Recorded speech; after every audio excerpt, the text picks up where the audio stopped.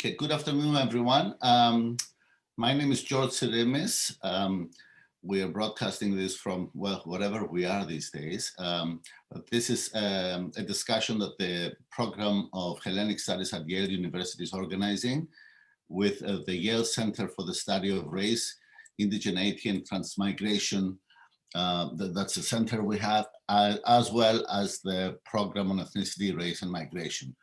And I'm very happy to be having this conversation today with three great scholars. Obviously, we're all familiar with the topic to a certain extent from our own personal experience last year.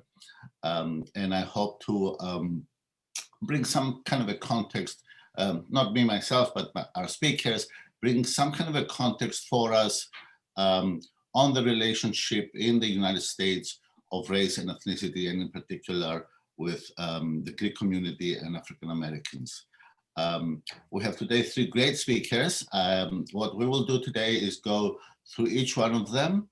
If you have comments, you feel free to post them in chat, but we may not be able to respond to them live as the talks are happening. I usually, well, need to listen to the speakers instead of chatting on the side. But if you have comments, please post them there or in the Q&A section, and we will get to them at the end of the presentation. So each presentation is going to be around 20 minutes. So we'll have an hour of presentations and then about half an hour of questions and answers. So I want to also announce our next event, but I think I'll do it at the end of the panel because I'm eager to get going. Our first speaker, and I'm very grateful he's joining us today, is Matthew J. Fry Jacobson, who is the William Robertson Co-Professor of American Studies and History here at Yale.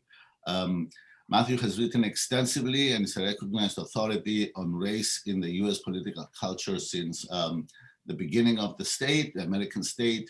He has written on US imperialism, immigration, migration, popular culture, civil rights, and the judicial structures of US citizenship. He's the author of many books, a total of 7. I will only mention 4 of them, Matthew, if you will forgive me, as they more directly pertain to our topic today. His first one was Special Sorrows, the diasporic imagination of Irish, Polish, and Jewish immigrants in the United States, followed by Whiteness of a Different Color, European Immigrants and the Alchemy of Race. This is, I guess, where Greek Americans would come in, Yorgo. Then another one called Barbarian Virtues. There you go.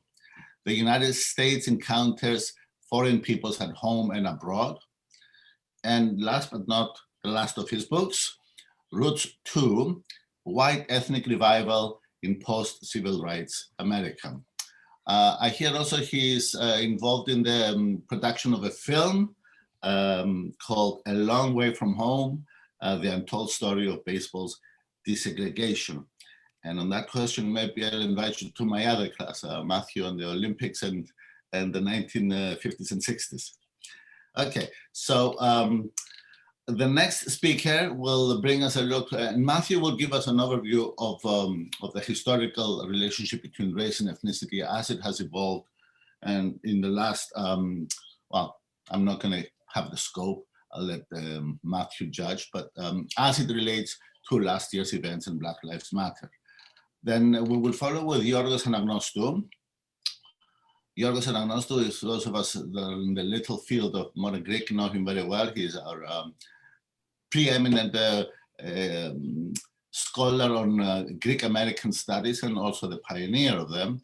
He's currently the Miltiadis Marinakis Professor of Modern Greek Language and Culture at Ohio State. He's also the director of the program there. And he has written extensively on modern Greek studies and American ethnic studies, on film, on sociology, history, and the public humanities. Yorgos is also the author of 2 books, The Contours of White Ethnicity, Popular Ethnography, and the Making of, and the second book, and the Making of Usable Past in Greek American. He's also the founder of Ergon, a great online journal that he has been editing for the last 3-4 years, I believe, right, Yorgo? Yes. Since 2017. He's also the founder of a portal, Greek American Studies portal, since 2005, whose mission is to promote the academic study of Greek American communities in North America, particularly, right? And last but not least is Despina, who is today coming to us from Athens, even though she is she is the Laskaridis visiting fellow in modern Greek at the University of Amsterdam. Despina Lalaki is a sociologist. She works in the area of historical and cultural sociology, social theory, American and modern Greek studies, and questions of class and ethnicity. She's particularly interested in her work in long-term social and cultural changes, changing modes of consciousness, the ideological and cultural foundations of the state, and the role of intellectuals. She's currently working on her book, which is called Digging for Democracy in Greece, Intra-Civilizational Processes During the American Century. Her book investigates the role of the American formulation of modern Greek cultural and political identities, and she focuses particularly on the field of archaeology as a privileged place in the history of the Greek nation state and Western civilization at large. You would fit very well in another panel, Despina, on how the extreme right is appropriating this notion of Hellenism. Maybe in a few months we'll have another conversation. That is our panel today. So we will begin with Matthew Jacobson and followed by Yorgos once he's done. So welcome everybody, and I'll return at the end of the presentations. Thank you so much. Thank you for the invitation to be here. Thank you to the organizers, and thank you for that introduction. I'm really happy to be here. I'm going to give a very brief presentation that's going to cover a lot of ground, but it's in 3 parts. The first part is about European immigrants in American political culture, and it's mainly a story about race. The second part is a story about their descendants, and it's mainly a story about ethnicity. And then I'm going to reflect a little bit. This last part isn't so much a story as just a reflection and an invitation to think together about where we are now, but it's about race again. Greeks and Greek Americans will appear within this broader frame of European and Euro-American peoplehood in the US. And I'm going to miss some of the particularities, but I think the Greek experience maps pretty well onto the scheme that I'm going to present here. So first, the race story, European immigrants. The most important law, in my view, in American history was the 1790 Naturalization Law. It was the first time Congress sat down to ask the question, who's eligible to participate in the fledgling democracy that is this new nation? And the formulation they came up with was free white persons. That was the crucial phrase that framed naturalization law. I say it's the most important law for a couple of reasons. One is for the legacies that it created. It was the 1790 law that allowed for the tens of millions of European immigrants who arrived over the course of the 19th century and on into the first part of the 20th. It was the 1790 naturalization law that allowed for the Chinese Exclusion Act, as it left the Chinese uniquely vulnerable. It was the 1790 law, even in the mid-20th century, that allowed for Japanese American internment, in that the migrating generation was also ineligible for citizenship under this law and was also, like the Chinese before them, uniquely vulnerable. And the Japanese and Japanese Americans, as you know, were subject to a kind of treatment during World War II that their German American and Italian American compatriots were not, and it's all because of the 1790 law. It's also it's important for what it tells us about the way that race works in American political culture, and I'll return to that, but I'll just say at the outset, one of the things, when you look closely at the reasoning of 1790, one of the things that you realize is that while we have come to think of racism and democracy as being contradictions, or racism as a contradiction to democracy, for the framers, racism was actually the guarantor. of democracy. That 1790 law was exclusionary in a way that was meant to protect the fledgling experiment in democracy. Now, the use of white in free white persons had practical, it derived from practical experience in the colonial period. The word white shows up in colonial statutory law in a lot of different ways. And it has to do with the very practical circumstances of not democracy pure and simple, but this settler democracy, the establishment of this European democracy within the Atlantic slave world and within North America with its myriad of native nations already inhabiting. So one of the expected emergencies of citizenship for this in this setting was the citizen's duty could well be to fight Indians on the margins of settlement and to put down slave revolts. And so the whiteness of the citizen was presumed pretty deeply and pretty reflexively. In European and Euro-American thought, Enlightenment thought, there was also a philosophical streak to this, that democracy was considered a fragile and dangerous experiment, and Enlightenment notions of the virtues that would be required to pull this off, virtue, forbearance, rationality, public-mindedness, all of these things that were going to be required of the citizen under self-government and not monarchical government, those were already raced as white in Enlightenment thought. And so for these reasons, when the framers penned that law, free white persons could become citizens, they debated 1,000 different things about citizenship, but race was not one of them. They talked about religion. Could Catholics become citizens? They talked about aristocracy. Could aristocrats or even landholders in the old world become citizens? They turned this over every which way, but the white of white persons was never questioned, and these are the reasons why.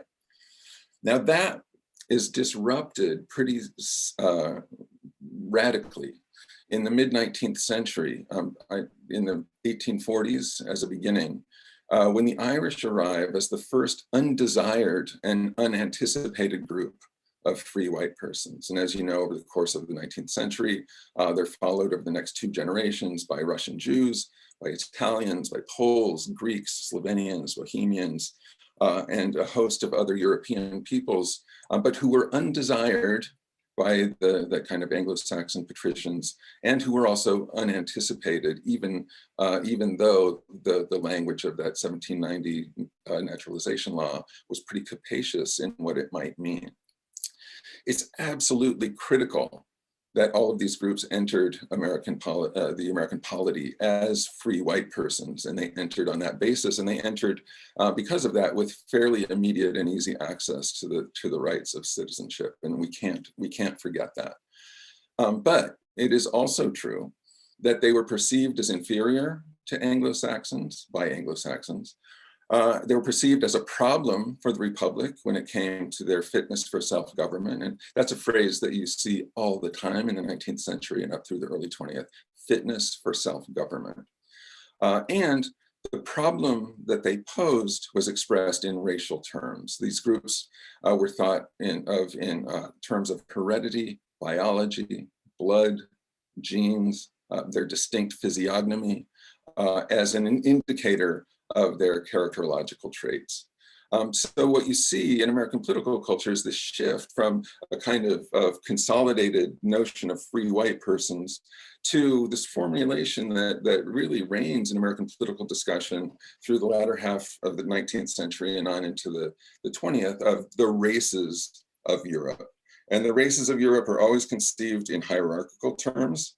No matter how many races there are meant or are supposed to be. So in some schemes, there are 3 races of Europe: the Nordic, the Alpine, the Mediterranean. In some schemes, there are as many as 30 or 37 races of Europe: Celts, Slavs, Hebrews, Lets, Finns, Teutons, Balkans. But in all of these schemes, the thing they held in common was that it was a hierarchy from light to dark. So with Anglo-Saxons or Nordics at the top, through the Southern and Eastern Europeans, shading towards Asians and the peoples of the Americas, and then Africans always at the bottom of the hierarchy. Greeks fared fairly well in these schemes. In the Dictionary of Races and Peoples, which was this huge study undertaken by the Immigration Commission between 1907 and 1910, the Greeks are described in racial terms with a particular physiognomy and head shape and racial character, but they're also described as in complexion, perhaps as light as the ancients. And in this context, to be described as complexion light as the ancients is about as well as you're going to do. But they were racialized nonetheless. They were racialized as inferior nonetheless, like their cohort from East and South Europe. And the 1924 Immigration Act, which was a severely restrictive law and was meant to exclude exactly these peoples, it was a law based on these racial types and this racial hierarchy. And if I'm not mistaken, Greece was only allotted 100 immigrants per year under this scheme, and that was by design. It was engineered that way, and it was for these racial reasons. The third era in this race story begins with the kind of reconsolidation of the races of Europe into what is a much more familiar scheme for us. The later 20th century and on into the 21st century, the notion of just either whiteness pure and simple or Caucasian whiteness. This consolidation is very uneven. It takes place at different rates in different regions. It affects different groups in different ways, but in a general way, it begins in the 1920s and after. And it begins in part because that restrictive law of 1924, I'm putting this in scare quotes, solves the problem of these problem European groups. And as long as they aren't seen as a menace or a threat to democracy, their salience recedes, and they aren't thought about it as much, they aren't obsessed over as much, their difference doesn't register as much. So that's a piece of it. It's also important that their fate in America was altered by the great migration of African Americans from north to south. African Americans by the thousands and then the hundreds of thousands and ultimately by the millions settle in exactly the northern cities where these white races of Europe had settled before them: Chicago, Detroit, Philadelphia, New York, Boston.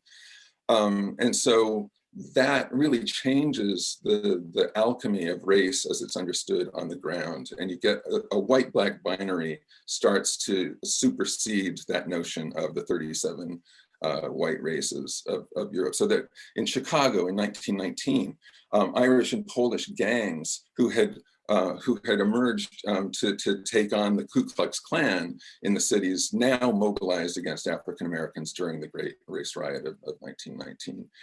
And you might think of this consolidation of unified whiteness as being marked as complete with the election of John F. Kennedy in 1960. His Catholicism might have been a problem for many, but his racial character never was. He was never tarred as a Celt in this context. So that's the racial odyssey of Europeanness in American political culture. The next story is about the descendants of those immigrants, and it's the ethnicity story. It's the story of what Michael Novak famously called the rise of the unmeltable ethnics, the groups who sprung up out of the melting pot. This is most pronounced between the 1960s and the 1980s, but it continues on into the 21st century.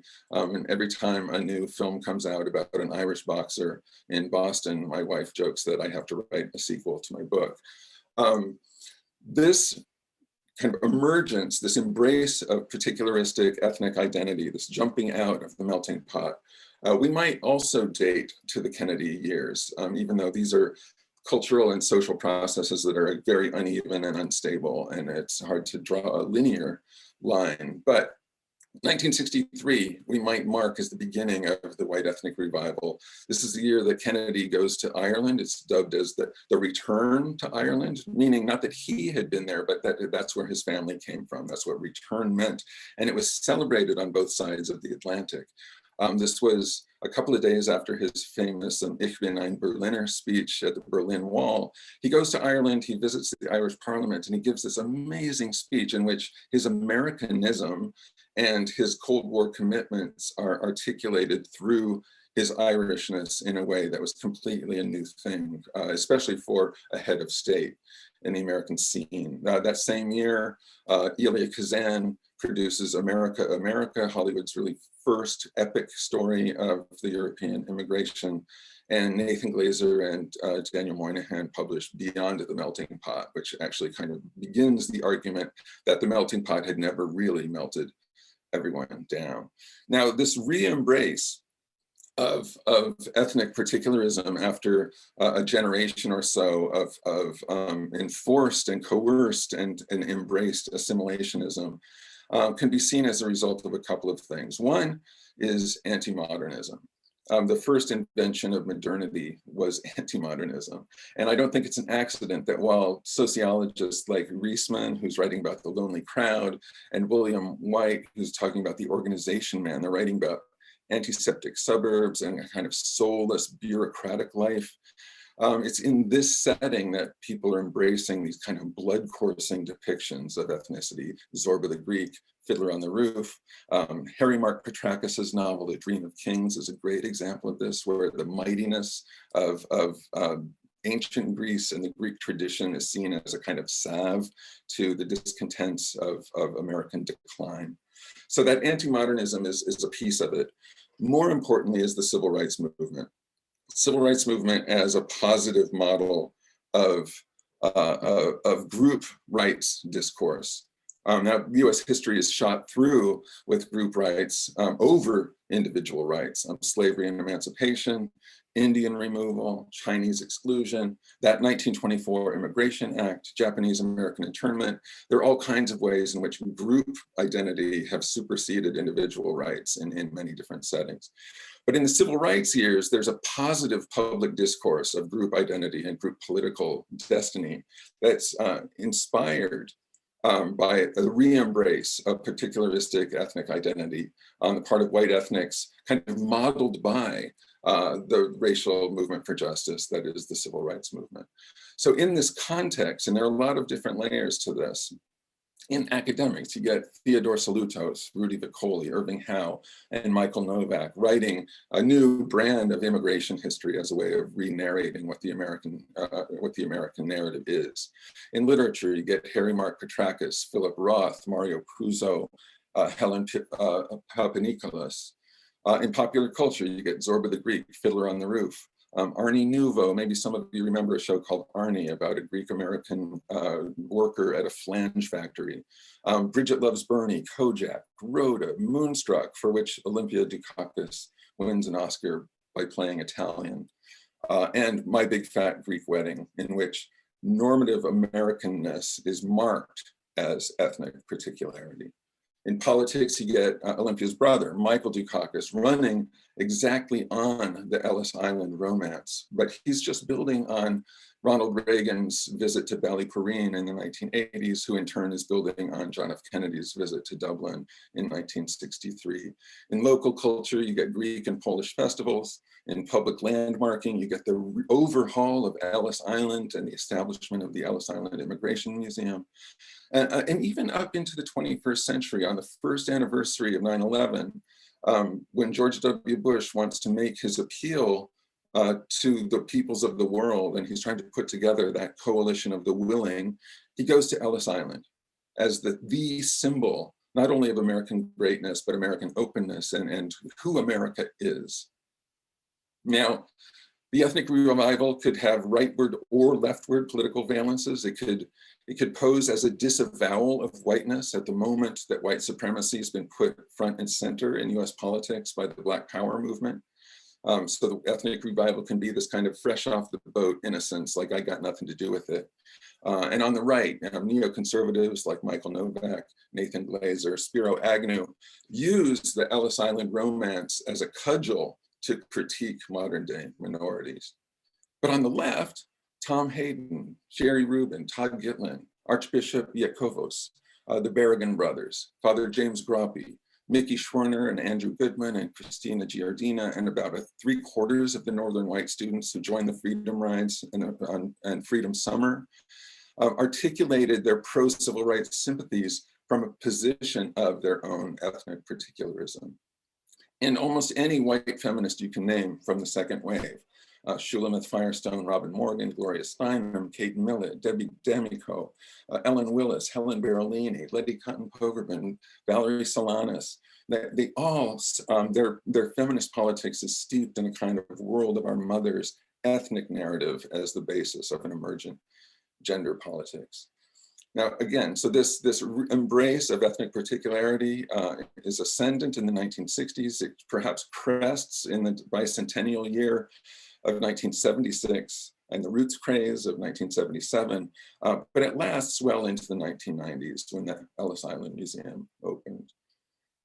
And again, it's not just an interiorized romantic roots trip multiplied by a few million, although it is that, but it's institutionalized in Hollywood, in publishing, in network TV, and by the state.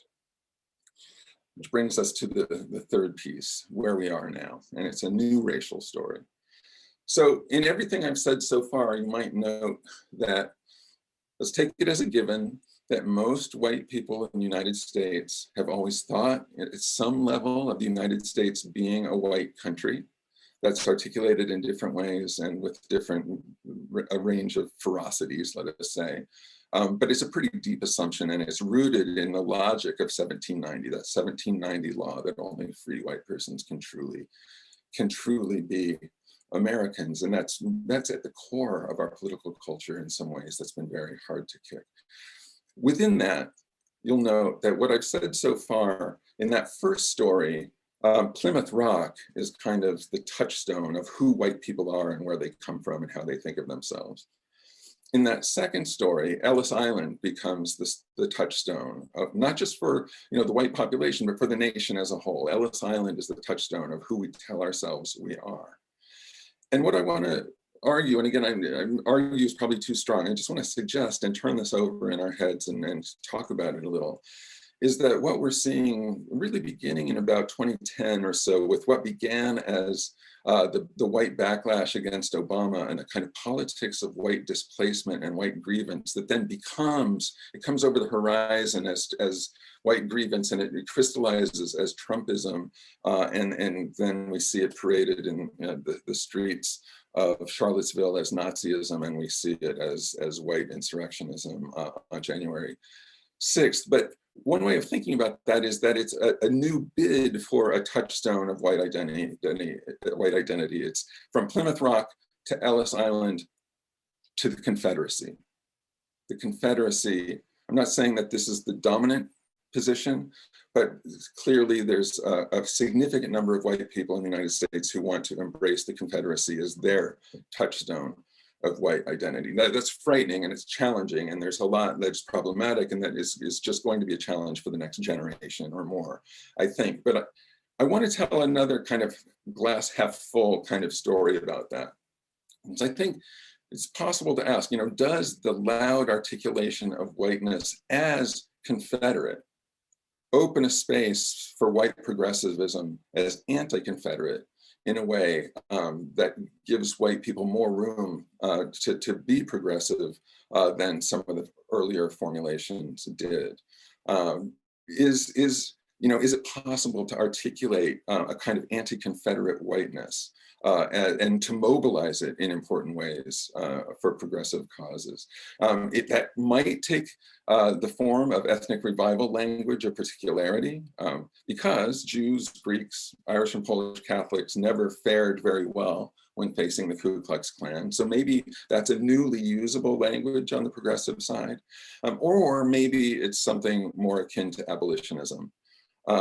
But in either case, I think that the idea of a kind of overt and fought for anti-Confederate whiteness is something that might be something usable from our usable past. And maybe that's a way to think about what the Biden presidency means and what some of his calls for unity mean beyond just red America and blue America, but thinking about whiteness and peoples of color in this very multivocal, multiracial, complicated polity of ours.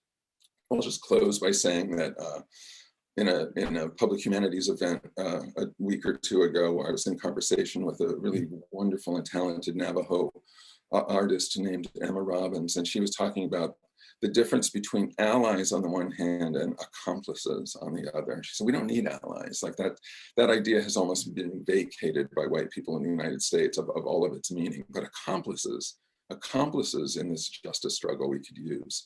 And I guess I'm just asking the question, is there a way that in thinking about an anti-Confederate whiteness in the 21st century, that might be a way to build that kind of accomplice status and to enact it in important ways?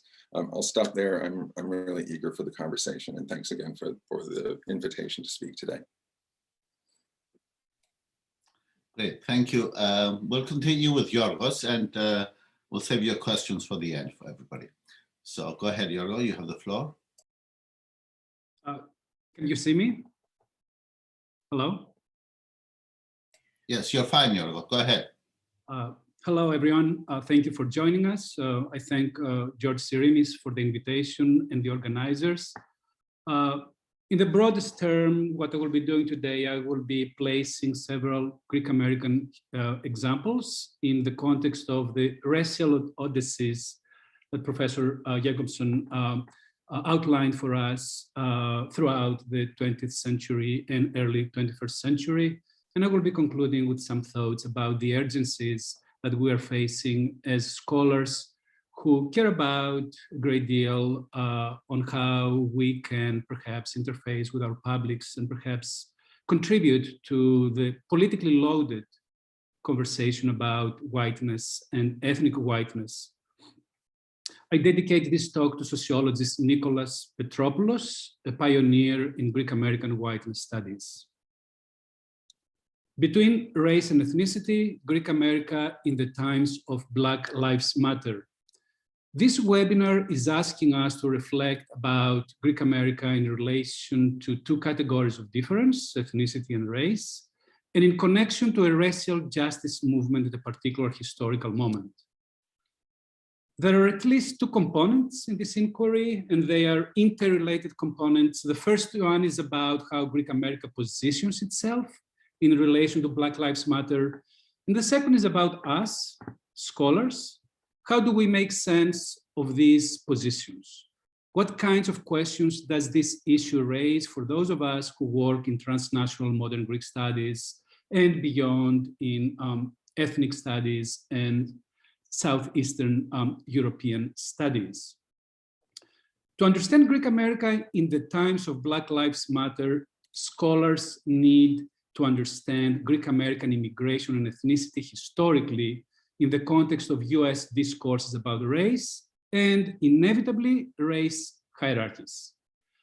This talk is a move in this direction. I start by returning to a question that historians and anthropologists started asking more than 20 years ago. I'm taking my cue from the following statement by my co-panelist, Professor Jacobson. He wrote in 1998, "My intent is to move race to the foreground of historiography on European immigration and assimilation." The recognition of the importance of race in European American historiography, which is now a thriving paradigm within whiteness studies, brings this question for reflection. How does this reorientation contribute to our understanding of Greek American history and society? There is relative scarcity of scholarship within this framework. To begin, this mode of analysis will certainly illuminate the power of racial hierarchies to profoundly shape immigrant experiences. Take, for example, a tripartite encounter between white Anglo-Saxons, Greek immigrants, and Black Americans in the context of early 20th century racism. The following passage is from George Leber's 1972 history of Achepa. I quote, "Young Greek men in the South were taken along with young Black men from their jobs by the KKK to lynching parties in the woods as a means of intimidation, where Greeks were roughed up and were told to leave town. The Black men were not so fortunate and were lynched." By the way, this passage is quoted verbatim in the Achepa announcement regarding the killing of George Floyd. White nationalism particularly powerful early in the 20th century, possesses the power to destroy, but also spare human lives selectively, depending on the racial rankings and corresponding strategies of social regulation. The clan's varying scale of deadly violence in my example raises several questions. What were the reasons for the simultaneous devaluation and relative privilege of the Greeks? In this historical encounter, we recognize the strategy of white supremacy to intimidate immigrants from forging solidarities with Black Americans. Immigrants from Southeastern Europe may have been admitted to the Republic as free white persons, as Professor Jacobson noted, under the reigning Naturalization Law, but their association with non-white groups was yet another occasion that would render them outside the social boundaries of whiteness. This incident brings this point home. One cannot examine immigration independently from racial hierarchies that have been fundamental in structuring the US polity throughout its history. Race matters immensely. It is necessary then that our work takes into account these inequalities and the ways in which they have affected human lives. The persecution, for example, of individuals and families connected with racial and labor justice. The way they have shaped institutions, the making of a HEPA. The ways they have provided access to the white suburbs in the 1960s, or mobilized institutional Greek Orthodox and Greek American secular activism in solidarity with Black Americans, both in the 1960s civil rights and Black Lives Matter today. The analysis of immigration and ethnicity in connection to systemic racial hierarchies has been the project of whiteness studies. Since at least the 1990s, this project has been demonstrating the impossibility of divorcing processes that we conventionally render as adaptation, acculturation, and assimilation from the question of race and the power relations that structure it. Whiteness is a much misunderstood concept. I work with this concept to refer to a social system sustaining racial hierarchies in a myriad of explicit and implicit practices, both official and unofficial. Immigration policies, narratives of ethnic identity, political rituals of belonging, everyday talk, ordinary sociability, cultural self-presentations. Race talk is the name that author Toni Morrison gave to this host of practices that reproduce racial hierarchies. The analytical value of whiteness studies lies in naming and thus rendering visible those practices that reproduce inequalities along the axis of race, but also connected with class, sexuality, and gender, as once again we witnessed tragically in the killings in Atlanta these days. The political import of whiteness studies lies in its social critique that aims to undermine hierarchies in the interest of forging interracial solidarities. There is ample evidence to demonstrate the power of whiteness in shaping the Greek-American social imagination. This applies at the level of individual subjectivity, what an individual desires, aspires, believes, and values, as well as at the level of collective self-representation, how a group narrates and performs collective identity for public consumption. Two images come readily to mind for demonstrating instances of racialized subjectivity in Greek America. The first comes from popular culture, the blockbuster film My Big Fat Greek Wedding. Consider the following recollection of the main female character, Tula, when the camera flashes back to her elementary school experience. When I was growing up, Tula's voiceover narrates, I knew I was different. The other girls were blonde and delicate, and I was a swarthy 6-year-old with sideburns. I so badly wanted to be like the popular blonde girls, all sitting together, talking, eating their Wonder Bread sandwiches. Words and images here dramatize self-devaluation as the ethnic female body is racialized as swarthy, outside the norms of white femininity, which is internalized as the object of desire. The physicality of the body, not necessarily color, have historically been deployed to place Southeastern Europeans outside normative whiteness. Actress Olympia Dukakis reports that she resorted to plastic surgery to smoothen the ethnic elements in her physiognomy, which excluded her from normative acting roles of American femininity. And we saw that in the Moonstruck she played in Italian American. The second image derives from an ethnographic portrait of Greek immigrant women in Astoria, New York City, captured by Anna Karpathakis and Victor Rudometov. The fear of the non-white element, they write, is more apparent in women's attempts to look white, i.e. become white through the use of cosmetics. For example, one woman who takes great care to lighten her hair and in many ways look white was in near tears when she was told that she is not a natural blonde, but rather a melachrini, a person of olive complexion with black hair and dark eyes. In both examples above, whiteness is about a valorized aesthetic ideal and the social practices it sets in motion, urging subjects to distance themselves from brown or black bodies. The subjection of the ethnic body to normative whiteness does not merely exercise aesthetic power. It is intimately connected with the body politic. It is reshaped to protect from discrimination. It makes a claim to enhanced social status. It is desired as a passport to racialized belonging. It offers empowering routes to privilege. A counterexample is in order. I'm thinking of musician and civil rights activist Johnny Otis, born Ioannis Veliotis in 1921. Growing up in a racially mixed neighborhood in Berkeley, California, Otis witnessed black bodies being subjected to devaluation. Instead of dissociating from black friends, he sided with them in solidarity.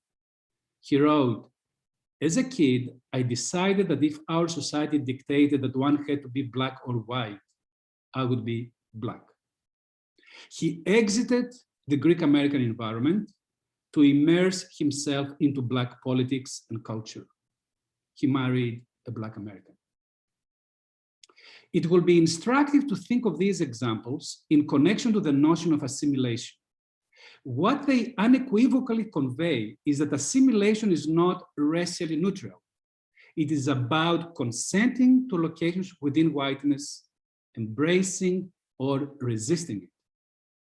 Whiteness studies asks, where does one assimilate specifically within an ethno-racial order and under what circumstances? I register this insight. Assimilation requires historicization. Assimilation is not transparent. The dominant center into which one assimilates shifts. In My Big Fat Greek Wedding, for example, it is the acculturated Greek white ethnic that the Millers in the film desire to align themselves with, and the audience is beckoned to follow suit. Its scriptwriter builds on the pervasive trope of ethnicity since the 1970s as an antidote to modern alienation asserting ethnicity's value. And here I refer to also Professor Jacobson's reference to the anti-modern strand of white ethnic revival. In this respect, the film represents a triumphant moment in what Professor Jacobson calls ethnic island whiteness, the rendering of Southeastern Europeans as paradigmatic cultural exemplars in the quote-unquote nation of immigrants. To turn to the question of collective identity in relation to whiteness, I draw my example from the most iconic Greek American resistance to racial inequality, the solidarity that Archbishop Iakovos extended to the civil rights movement, his marching along Martin Luther King Jr. in Selma, Alabama in 1965. This most visible act of resistance to institutionalized whiteness was vehemently opposed, as we know, within sectors of the Greek Orthodox community, particularly in Jim Crow American South. When the Archbishop flew from Selma to Charleston, South Carolina, to visit the local Greek Orthodox community for the first time, he experienced an outright affront to his authority and unequivocal rejection of his politics. I quote from the dissertation of Thomas Varlamos, "To his surprise and dismay, not a single person from the community came to the airport to formally receive and welcome him. Later that evening, alone in his hotel room, Iakovos received numerous threatening phone calls throughout the night, expressing their anger and opposition to his presence in Selma earlier that day. This historical discord directs our thinking about Greek America in the following direction. The fact that whiteness may be consented to or resisted probes us to think Greek America or any other ethnic group as a contested terrain, one crisscrossed with tensions, conflicts, and alliances around the politically loaded question of race. Countless examples makes the notion of ethnicity as a contested social field in connection to whiteness evident and necessary. The recent polarization of Greek America in the context of Black Lives Matter in the summer of 2020 is a case in point. On the one hand, Greek Orthodox intellectuals insist on the existence of structural racism. In tandem, the Greek Orthodox Church casts its public support to the movement in the most public manner. As early as 2013, there was a formal declaration of civic bonds between Greek Americans and Black Americans in Baltimore, Maryland. On the other hand, sectors of Greek America denounce Black Lives Matter as a violent organization and decry, even ridicule, the church's support of it. In addition, prominent Greek American organizations issue announcements condemning the killing of George Floyd, refraining, however, from making explicit references to Black Lives Matter. Greek American positionings towards racial hierarchies are not simply a function of political affiliation. One comes across narratives that reproduce, albeit obliquely, these hierarchies across the Democratic Republican spectrum. I refer here to the bootstrap ideology of socioeconomic mobility, the paradigm of struggle and success. This paradigm reproduces whiteness while refraining from mentioning race directly. By extolling hard work and perseverance as the sole explanation of mobility, it blames poor people of color as the cause of their poverty. The bootstraps narrative was central in the politics of white ethnicity and white backlash in the 1970s and beyond against government programs seeking to redress historical injustices against Black Americans. It was embraced as the identity narrative of white ethnics, Michael Novak's pigs, Poles, Italians, Greeks, Slavs, by both progressive leaders who, on the one hand, try to inject ethnic pride to white ethnics as they try to build interracial coalitions, but also it was embraced by conservative politicians, and we can think here of the silent majority of Richard Nixon and the role of Agnew in many ways showcasing recognition of ethnicity in order to downplay their working class concerns. One additional point about the insidious racial politics of struggle and success. The narrative is prone to be appropriated for ethnocentric and racist claims.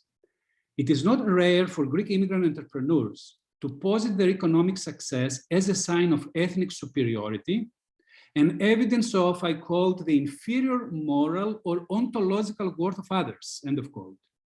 Or, as Anna Karpathakis and Victor Rudometov note, among the college-educated American-born, family stories of immigrant mobility against incredible odds become part of the folklore and ideologies which are turned on their heads and used to blame minority groups' oppression in the United States on the minorities themselves. So in many ways then we have culture, family cohesion, and hard work as a cultural narrative that in reality reproduces racial hierarchies and by extension, whiteness.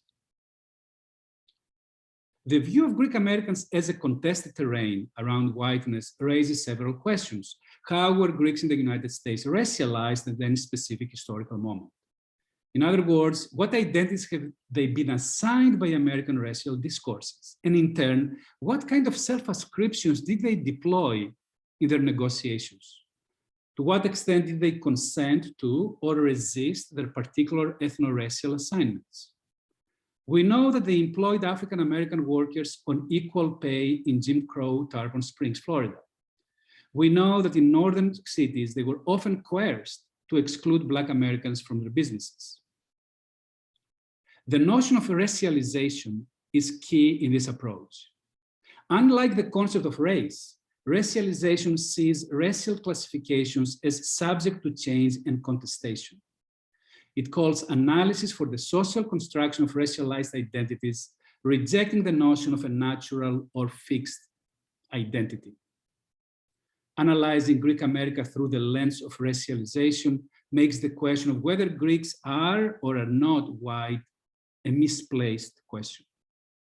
Racialization is asking why and how immigrant groups are seen or see themselves inside or outside whiteness, under what circumstances, and to what effect. Racialization takes place transnationally. In their encounters with American racial categories, Greek Americans have mobilized their own categories of Greek identity, which they brought upon arrival and upon which they draw heavily from Greek nationalism. The ideology of the Greeks as a distinct race has been deployed with equal force in the cultural politics of early 20th century nativism, as well as contemporary US multiculturalism. In the 1920s, the American Hellenic identity synthesized American and Greek racial nationalisms.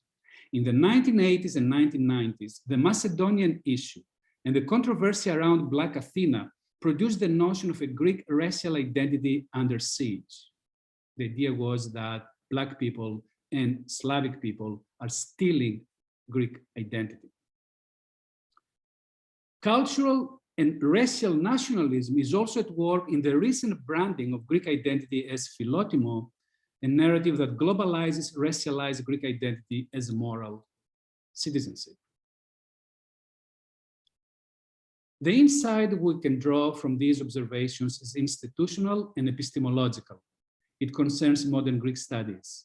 The transnational racial politics of Greek America erodes the boundaries between modern Greek and Greek American studies. One cannot write about Greek American racialization without taking into account the politics of transnational Hellenism. One cannot write about Black Lives Matter and Greek Orthodoxy in Greece without raising the example of US Greek Orthodoxy, civil rights activism. Greek America stands for transnational Greek America. Transnational Greek America and its racialized intersections invite genealogical analysis in the Foucauldian sense to examine identity formation in specific historical moments and in connection to discourses about race, nation, culture, and relations of power. Specific historical moments include the early 20th century, the Second World War, and the GI Bill, the Civil Rights era, ethnic revival, and post-civil rights discourses, and the rise of ethnic nationalism in the late 20th century and today.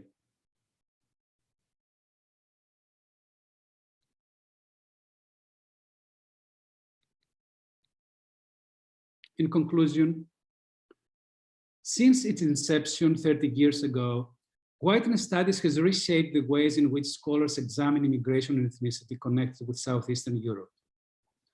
Still, transnational Greek American studies finds itself underdeveloped, gravely underdeveloped. We may wish to ask ourselves collectively why this is the case. Why is it that we did not question with greater conviction, with greater political resolve, ethnic narratives that grant ethnic pride, but compromise historical consciousness and reproduce racial hierarchies? We can no longer be skirting around whiteness if we wish to substantively participate in the national reckoning about structural racism and the work towards an American multiracial democracy. With whom will Greek Americans side in the anticipated racialized contentions when the United States turns minority white, in quotes? In 2045, this is projected to take place by the US Census. The American university is rethinking ethnic studies in connection to issues of racial justice. New curricula and new academic configurations are redrawn along this axis. What is our place in this conversation? What kind of ethnic spaces can we identify that mobilize around anti-racist politics? And in many ways, I connect this point with the conclusion of Professor Jameson's. What are the possibilities for these kinds of inter-ethnic alliances between Italian Americans, Polish Americans, Irish Americans, in agonistically confronting the white nationalism that we see unfolding and morphing in different ways. The university, and in our case, modern Greek programs in particular, is one of the few public spaces that still practice critical reflection. Because we lack critical mass of scholars, we need to think creatively and strategically about empowering US transnational modern Greek studies via collaborations, personal and institutional, both within and beyond modern Greek studies.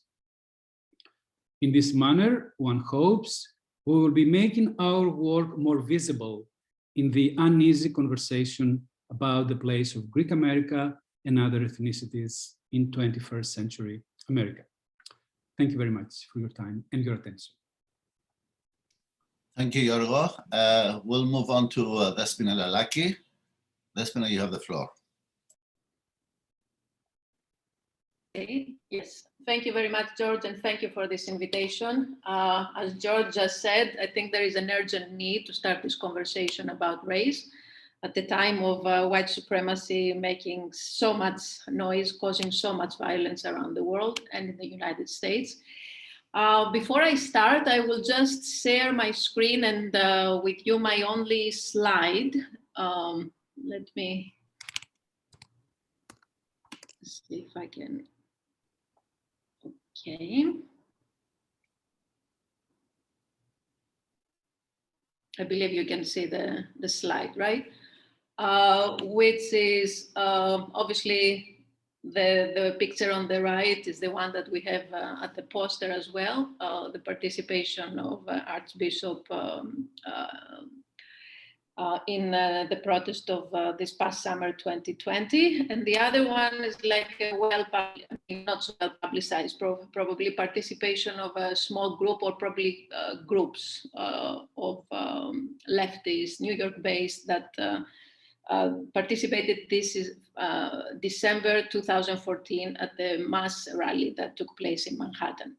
And with this occasion, of course, I'm sharing the title of my paper, which is American Liberalism and Greek America in the Times of Black Lives Matter. And here I can stop sharing the screen. Okay. And start reading from my text. So what I will try to do here is basically show the ways in which liberalism, to which directly and indirectly, I think both speakers refer to, informs post-war Greek and Greek American identities and define to a great extent Greek American reactions towards the civil rights movement, but also today constrains its views of the Black Lives Matter movement. I also try to explain how this particular political philosophy has worked to the detriment of Black liberation struggles in the past, but also today. So the movement Black Lives Matter that rose to challenge police brutality at home has evolved into an international movement, calling into question the legacies of slavery and colonialism, white supremacy, and global racial and cultural hierarchies, which have been built into place for hundreds of years now. With the indigenous groups, inner city communities, disenfranchised youth of various creeds, races, and ethnic groups, fed up with injustices, marginalization, and outright oppression, rise up in protest. In their passing, we've watched them demolishing, defacing statues and symbols of the past, many of which, especially here in the United States, have been deliberately built after the civil rights movement in the 50s and 60s, mostly commemorating Confederacy and so forth. Now, we also see governments around the world and transnational blocs such as the European Union promising to take a tougher stand against racism, while allegedly also committing to take a closer look at their histories of racism and oppression at home and abroad. In Greece, what we have seen is that the movement has brought forward discussions about the whole generation of Greeks whose lives are largely ignored by the mainstream identity narratives, that of African Greeks. And it has also given rise to another message: refugee lives matter. Actually, yesterday there was a protest in Athens, largely attended by refugees from Southeast Asia and Africa. And the signs were like all over the place, side by side: Black Lives Matter and Refugee Lives Matter. Now, slavery, colonialism, genocide, and racism have been from the outset bound up with liberalism, a political position and philosophy which, against all its assertions, historically has espoused the most illiberal policies and practices.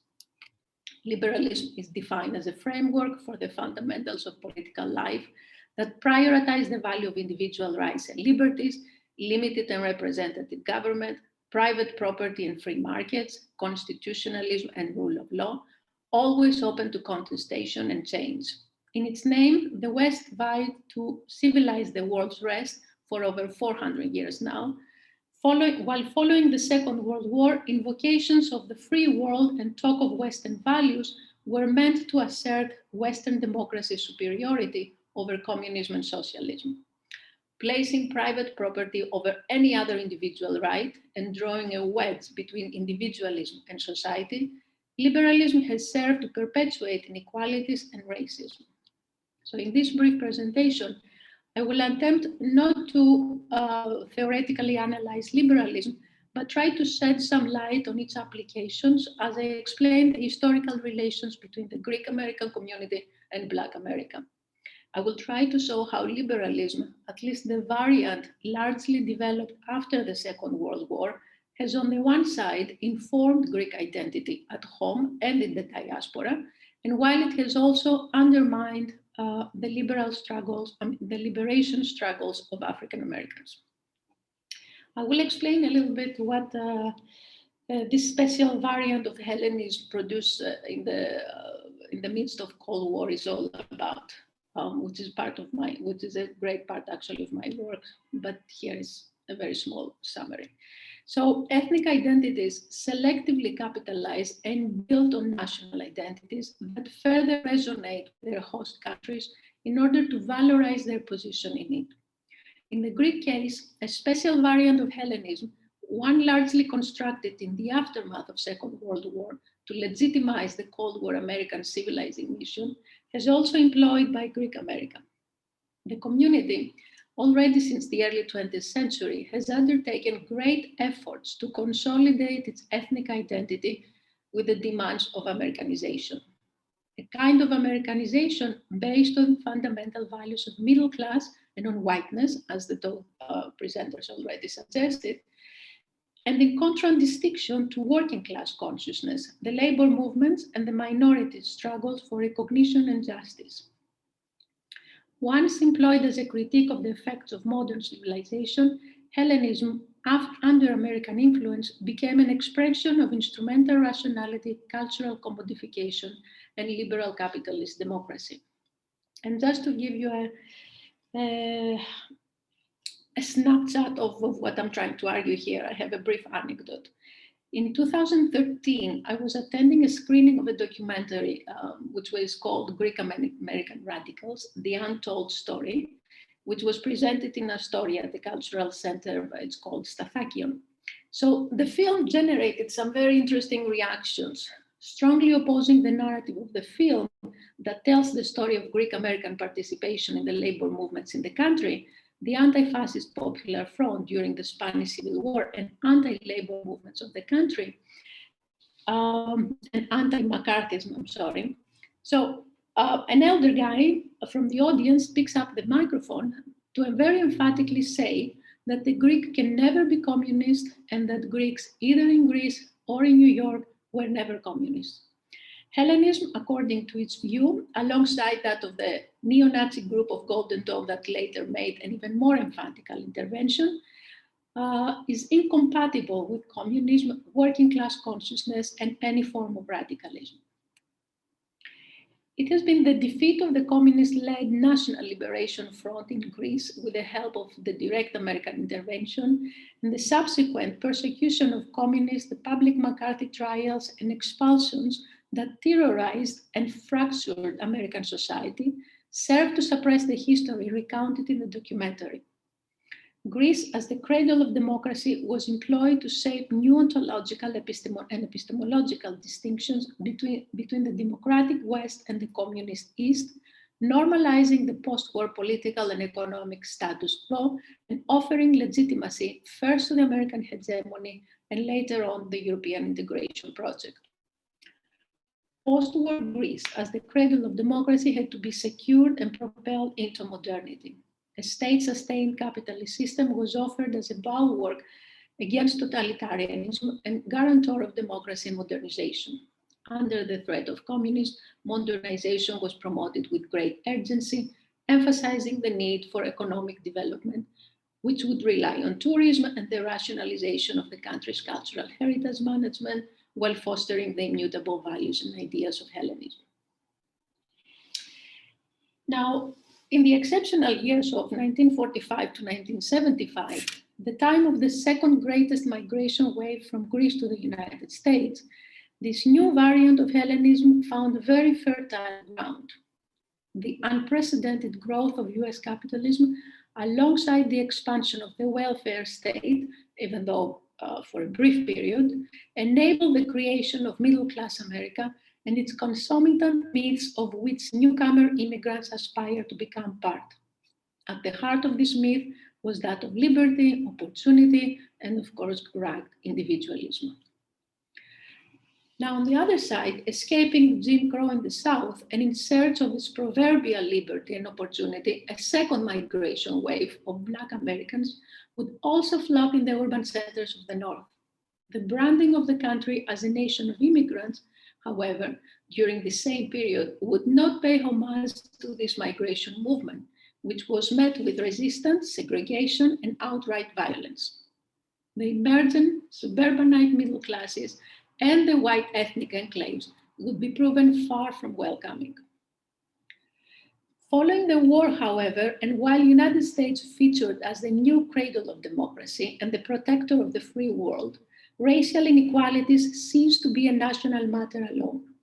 Subject to pressures from abroad, especially the communist bloc, and mounting dissent from Black Americans at home, the political establishment was forced to take some kind of action.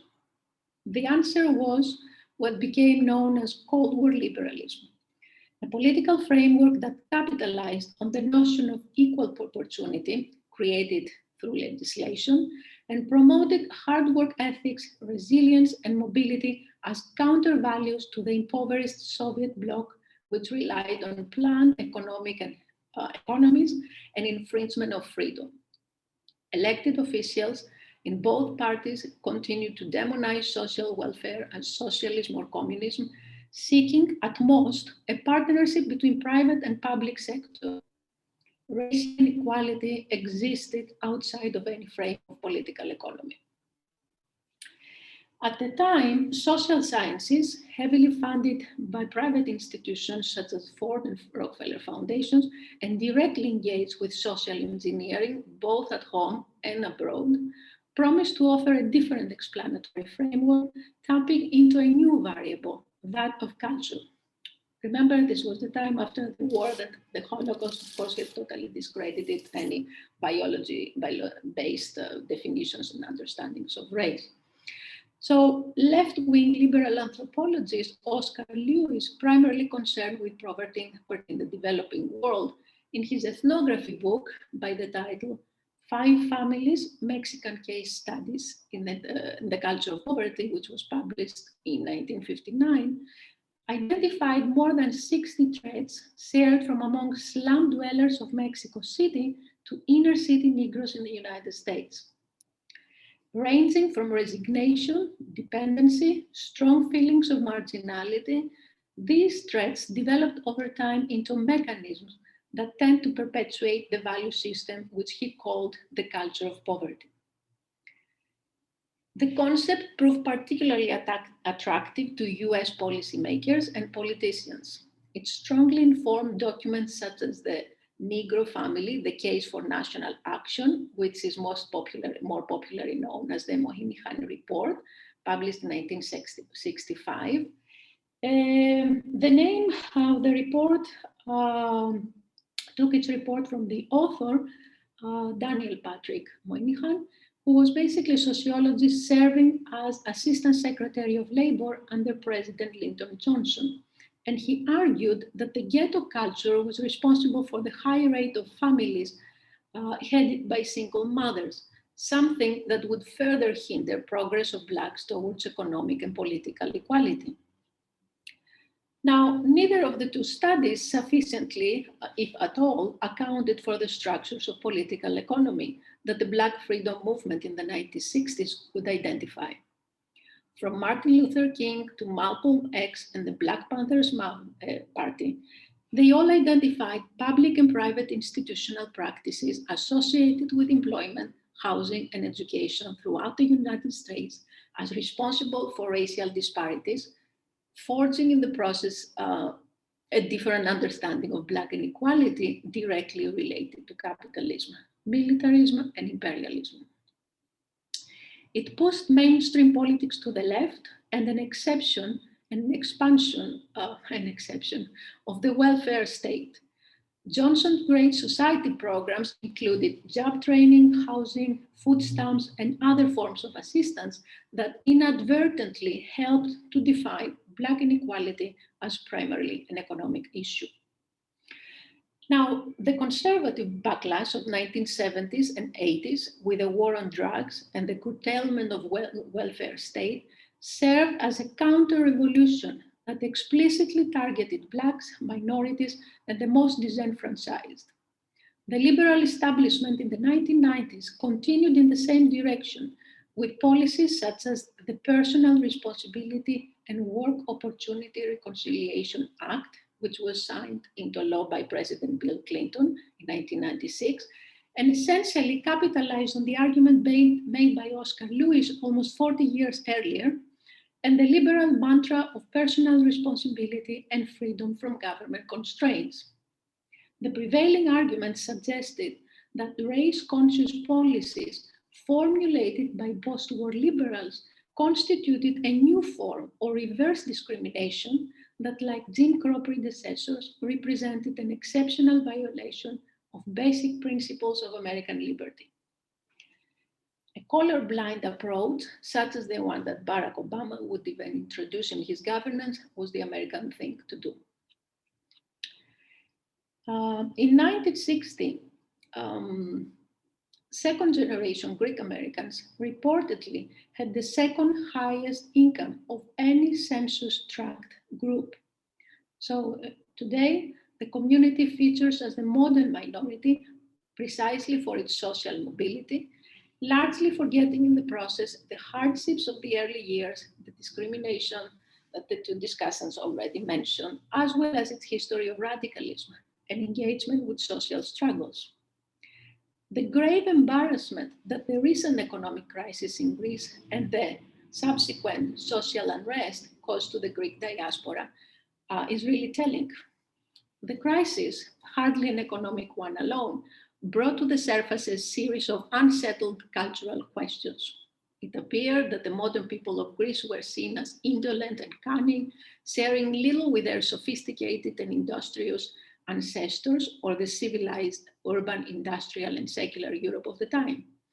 And similarly, the Greeks of the 21st century did not live up to the expectations of the European Union and Western institutions at large. The Greek public had the world around basically had very divided reactions to that. Many people in Greece, at least, accepted and internalized the accusations and seek explanations in the primordial ills of the national culture, which they strive to renounce. Others have found recourse in various expressions of good old-fashioned nationalism, xenophobia, and outright fascism. And while this is only a very schematic picture of a much more complicated situation, it reflects nonetheless recognizable behaviors and all too familiar identity patterns. The diaspora, or at least parts of it, attempted to distance itself from their Greek compatriots while capitalizing on its successes and progress in the context of a system that values resilience, hard work ethics, and meritocracy. They also condemned what conservative intellectuals have described as a culture of protest and violence, a hallmark of metapolitefsy, the period that followed the fall of the junta in 1974. Basically, images of thousands of angry protesters on the street of Athens clashing with the police against some kind of burning background set on fire with Molotov cocktails went up against their liberal sensibilities. These images constituted, as I mentioned, a source of great embarrassment. The crisis reflected badly on the whole Greek American diaspora, which had crafted a conflict and classes-free identity for itself, an identity in absolute sync with the American dream of individual self-realization and accomplishment. And I suggest that the much celebrated image of Archbishop Iakovos, a portrait of whom decorates today the National Museum of African American History and Culture, that image of him marching next to Martin Luther King in Selma further enhances the image of Greek American community as it's constructed for itself. So Martin Luther King Jr., the Black liberation leader, a Baptist minister, once in the FBI list as the most dangerous enemy of the state, has entered our school textbooks in his Sunday suit and tie with a doctorate degree from Boston University as the lone hero of a movement meant to be largely forgotten. Removed from the defiant aesthetics of the Black Panthers or the separatist politics of Malcolm X, Martin Luther King has been reduced to his nonviolent philosophy, for which he faced the wrath of both the conservative and the liberal establishment when he started advocating with regard to American foreign politics and Vietnam. Remembered for his self-efficacy, strong morals and character, along with his pacifist approach for the achievement of social justice and equality, in the most abstract terms possible, he has been given a position in the American Republic's pantheon of heroes, a tokenistic gesture, however, forced by history. However, we remember by way of forgetting. By commemorating Dr. King and alongside him Archbishop Iakovos for his charisma and individual perseverance, the collective mobilization and organizational feats behind the Montgomery bus boycott in 1955, the Birmingham campaign, and the March on Washington in 1963, or the Selma Voting Rights Movement 1965, are largely obscured. The emergent image fits that of the liberal individual striving alone to remedy racial inequality, an image which has been most skillfully crafted by media moguls such as Oprah or political figures like Michelle Obama in her most recent book, Becoming.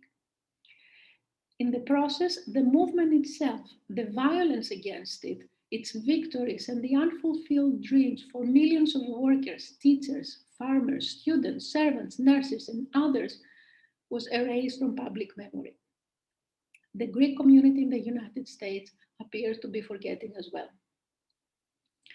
Now, to bring you back to the slide, the images I introduced at the beginning of my talk. Other than the information that about Archbishop Iakovos' march on the site of Martin Luther King, I think we have little knowledge about Greek American attitudes towards the civil rights movement.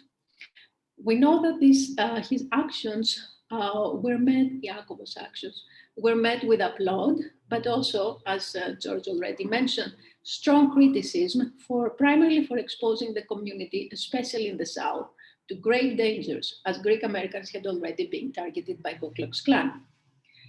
We certainly lack ethnographic and systematic comparative studies that could shed some light on the racial attitudes of the community at various parts of the country. Actually, Yorgos Anagnostou has been one of the very few scholars who, drawing from various sources, has managed to provide us with a complex and deeply interesting picture, which ranges from various instances of internalization of the host nation's ideology of whiteness to instances of empathy and solidarity. as far as I know, we also have little information or analysis regarding Greek American attitudes towards the most recent African struggles and the Black Lives Matter movement. So I think, as I said in the beginning, this discussion today is very, very important. Now, moving to that direction, I would briefly discuss two different events. On the one side, the Archbishop Elpidophorous march at the Black Lives Matter protest in Brooklyn in June of 2020, and the participation of a small group of leftist New York-based Greek Americans, Greeks, and African Americans in the mass protest of the movement in Manhattan back in December of 2014, with a message from New York to Greece: we revolt because we can't breathe. Since I was part of that group, I will provide some background information while situating the group's work in the broader transnational context of social mobilization of that period. I came here to Brooklyn, Elpidophorous wrote in a Facebook post, to stand in solidarity with my fellow sisters and brothers whose rights have been sorely abused. This was a peaceful protest, one without violence of any kind, and I thank all those involved because violence begets only more violence. We must speak and speak loudly against the injustice in our country. Earlier in the protest, he had stated that it is so important to be all here together. We are all Americans and we are protecting the American values: human dignity, freedom against racism, and any kind of discrimination and violence. At the time that the Orthodox Church in Greece systematically engages in Islamophobic, anti-Semitic, misogynist discourses, Elpidophorous symbolic gestures and statements are a breath of very fresh air. And while symbolic gestures matter deeply, it is important to read more closely and between the lines of the above statements, while also placing it in the broader context of the institutions of this particular institution's racist history and reluctance for self-criticism, both in Greece and the United States. The emphasis before anything else on the peaceful character of the protest is striking and speaks directly, I would argue, to the liberals' enduring fear inscribed in the liberal political philosophy of civil violence. In the liberal thought, there is a core tension between containing civil violence on the one side by empowering the state and containing state violence by constraining the state. Historically, however, it has been the violence of the civil society that has been considered as the most challenging to the established order, turning then a blind eye to the fact that it is the violence of the oppressor that is responsible for the violence of the oppressed. Elpidophorous spoke also for the need to defend American values: human dignity, freedom against racism and any kind of discrimination, and again, violence. His statement, as abstract and politically safe as it is, contains all the contradictions of liberalism and what is in the literature known as the triple paradox: liberal slavery, liberal empire, and liberal authoritarianism. Now, a less publicized protest of the Greek community in New York in solidarity with the movement was organized in December 13, 2013 by AKNY, which stands for Left Movement New York, / Greek Solidarity Movement, a small left-wing group which had been mobilizing for 2 years already in the United States, raising awareness towards Greece's economic crisis and the anti-capitalist movements. In coalition with Adarsia and Syriza in New York, small groups mobilizing at the time, New York also, and the Campaign for Peace and Democracy, an older group in support of progressive and non-militaristic US foreign policy active since 1982, we joined thousands of protesters, racially quite diverse crowds, carrying a banner with a message that you saw early: from New York to Greece, we revolt because we can't breathe.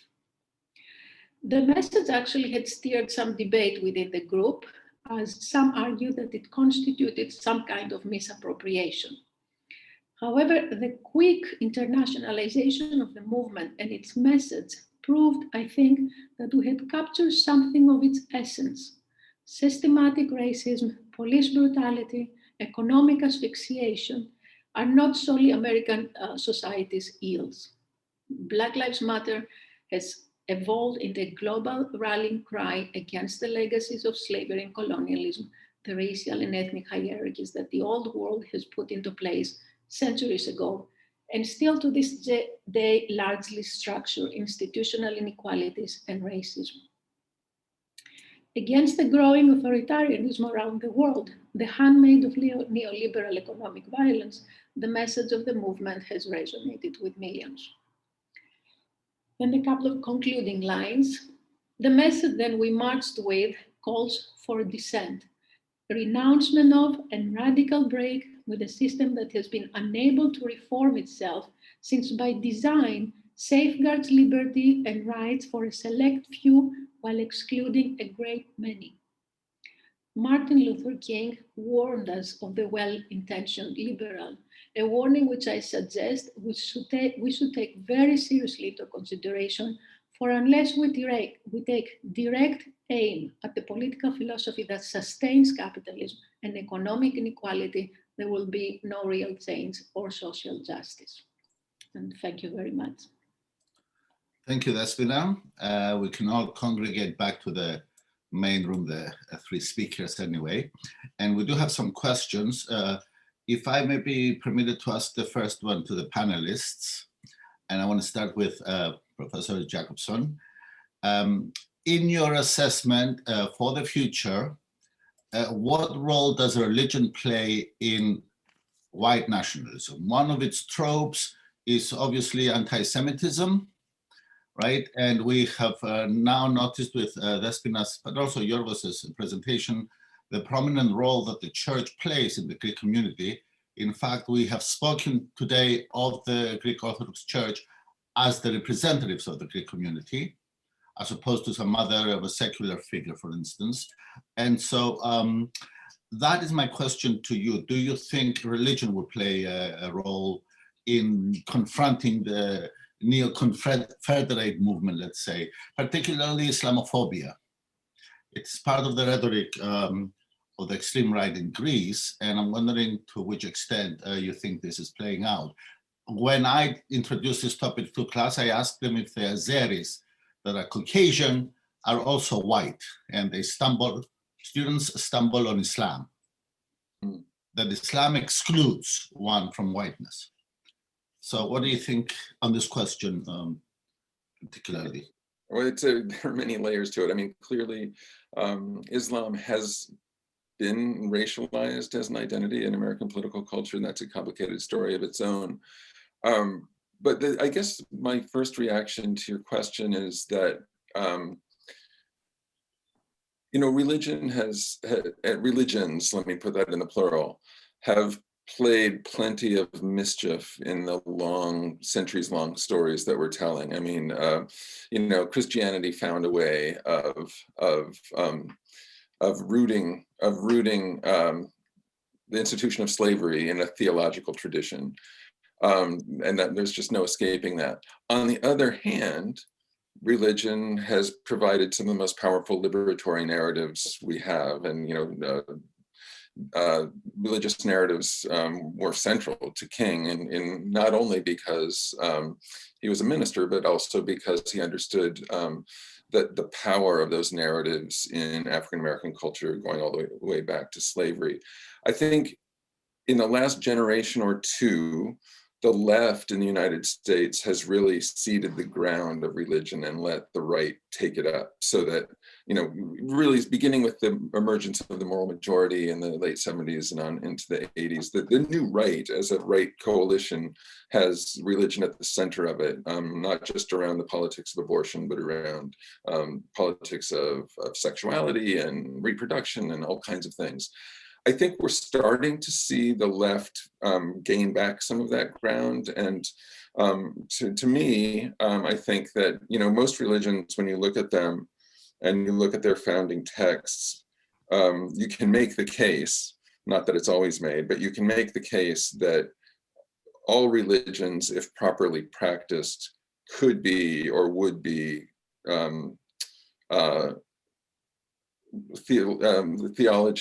liberation theology. And you could say that about Mhm. Judaism, you could say that about Christianity, you could say that about Islam. I think that the left in the United States is finding its way back to that kind of a position. And so I think that there's real potential there to mobilize not just white Americans, but Americans of all backgrounds around religious beliefs that are important to them and that no longer just cede that ground to the right. Mm-hmm. Great. Yorgo, if I may ask a question to you. When I teach my big fat Greek wedding, all my Greek American students say, "That's my family." They never say, "That's me." They never quite include themselves in that family that the film represents. So along with religion, I want to introduce two categories here that may be playing a part. One is gender. Which way does ethnicity go, through the female or the male? We have narratives usually of female ethnics marrying into, at least in the Greek case, into white America, a male groom, right? And here I want to also speak of the way that the stories that we mobilize to tell the story of ethnicity in the US.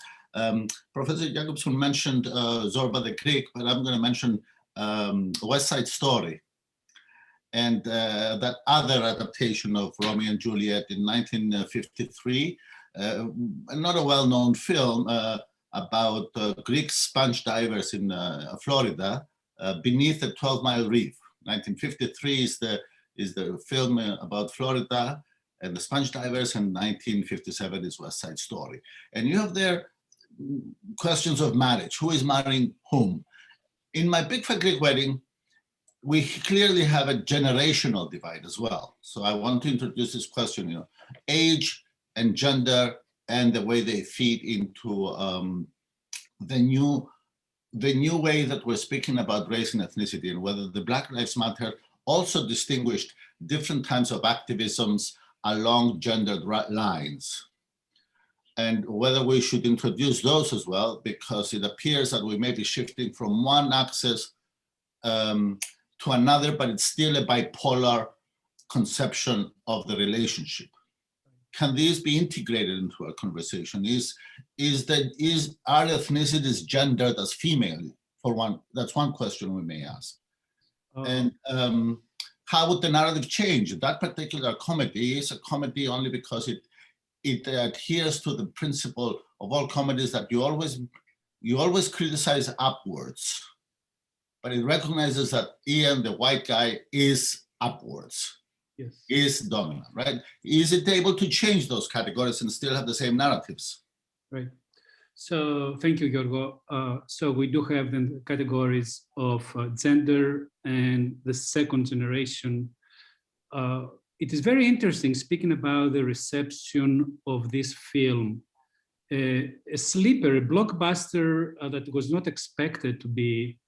In many ways, it resonated with many, many American people who are close to the immigration experience, which means it hit a nerve, a cultural nerve, among those demographics who deal precisely with the issue of immigrant versus second generation tensions or even conflicts.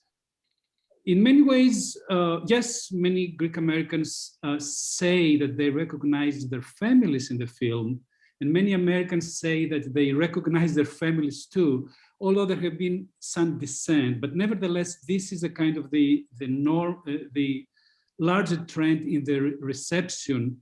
And I would say that this makes sense to me because still, particularly the post-1960s generation has real memories about patriarchs like Gus. We do have memories of oppression of women in many ways, and the specific patriarchal dimension in Greek American culture that has destroyed historically so many lives of women. And we have, someone also asked the question about Greek American feminists, scholarship or writing. We do have the book by Constance Kallinikos but in many ways documents the suffering and the oppression of the women. So the film, I think, also resonates because it creates an interesting polarity through caricaturing, of course, and stereotyping. It creates a polarity between the immigrants who are traditionalists, who in many ways represent the old world on the one hand, and then we have the millers, the elderly millers, who are portrayed as illiterate, non-cosmopolitan, formal, uptight, and so forth and so on.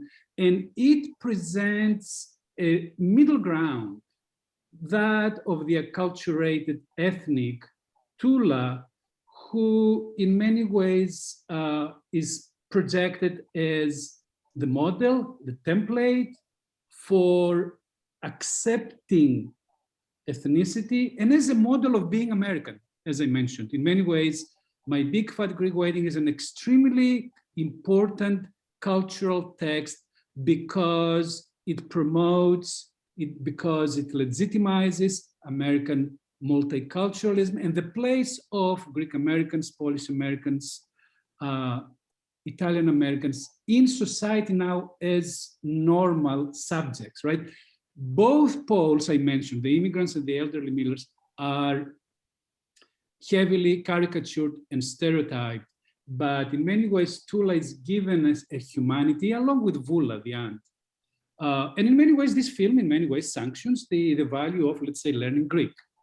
And from my reading also, one of the most important cultural contributions of the film, despite all the stereotypes, is that through the Vula character, speaks about the importance of narratives as a way for intersubjective understanding, right? Vula tries to explain the millers of what is going on. He tries to reach out to them through his personal story. So here then we have an example of promoting narratives as a mode for intercultural communication.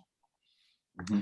Vardalos certainly, and I believe in many ways, adopts a feminist perspective, although this feminism must be in many ways nuanced because it's very many ways enmeshed with the beauty industry and the transformation of the ethnic body through, in many ways, fashion and the cosmetics, but nevertheless it satirizes Greek patriarchy, the images of the suitors for the arranged marriage, right?